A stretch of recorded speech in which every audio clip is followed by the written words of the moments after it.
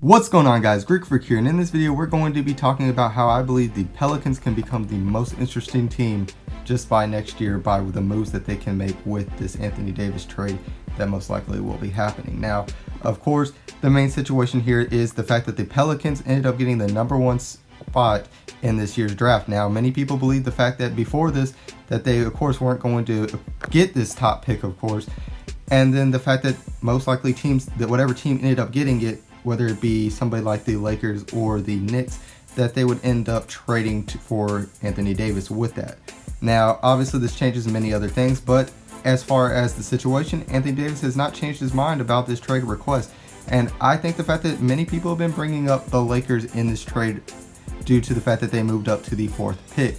But I unfortunately do not believe the fact that that is really that big of a thing that they ended up getting the 4th one. Now, of course, like I mentioned before, the first 3 picks in this draft are very solidly put out as the go-to people in Zion, Ja Morant, and RJ Barrett.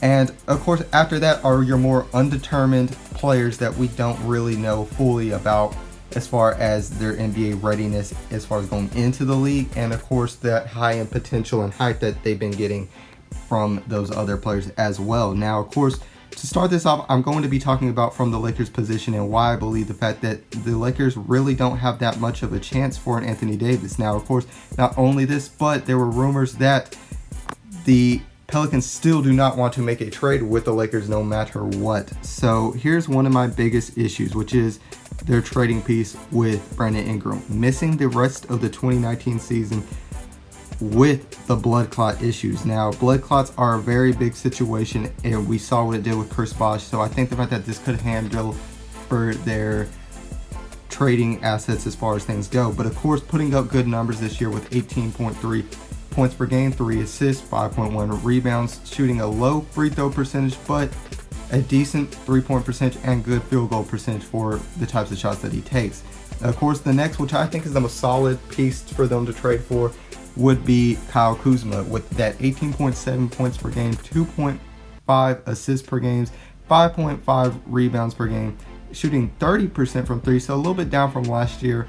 Free throw percentage though increased, and his field goal percentage is at a good 45% for the shots that he does take.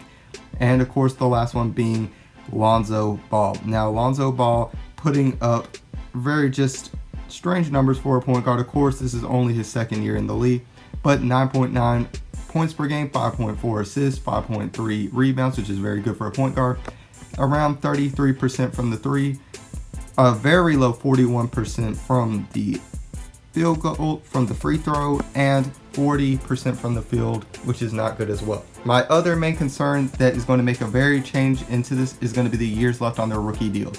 With Ingram having that 1 year, Kuzma with 2, Ball with 2, and Josh Hart with 2, considering the fact that most likely the Lakers are still going to go all in on this trade. Now, the reason why I say there's such a big deal here is this direct reason.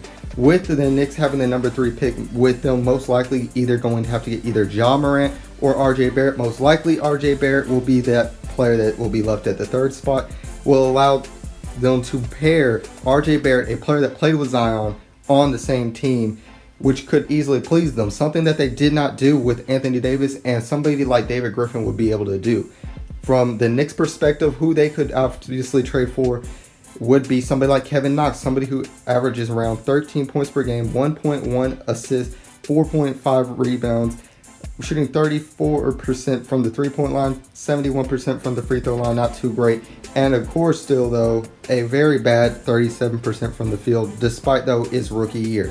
And of course, the point guard that they acquired from the Dallas Mavericks being Dennis Smith Jr., almost averaging 15 points per game, 5.5 around assists, 2.8 rebounds per game, only shooting a 29% from the 3-point line, not very well. For his free throw percentage is also not good at 56%, and 41.3% from the field, not that great either. But here's of course another piece I did not hear many people mention, which is Mitchell Robinson, somebody who was in the top 3 in blocks per game.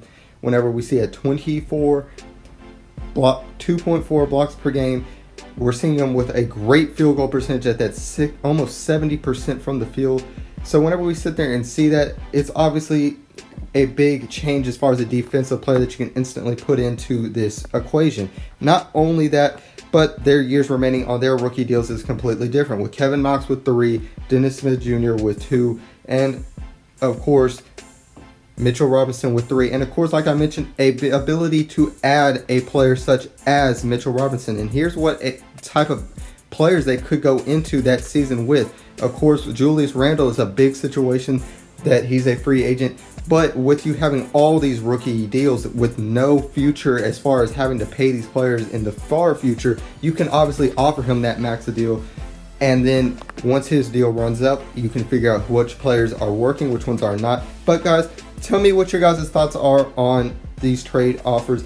Do you think the fact that the Lakers or the Knicks have the best opportunity here? And if you guys enjoyed this video, make sure that you guys leave a like and subscribe to be part of the Greek Army today. And as always, this is Sparta.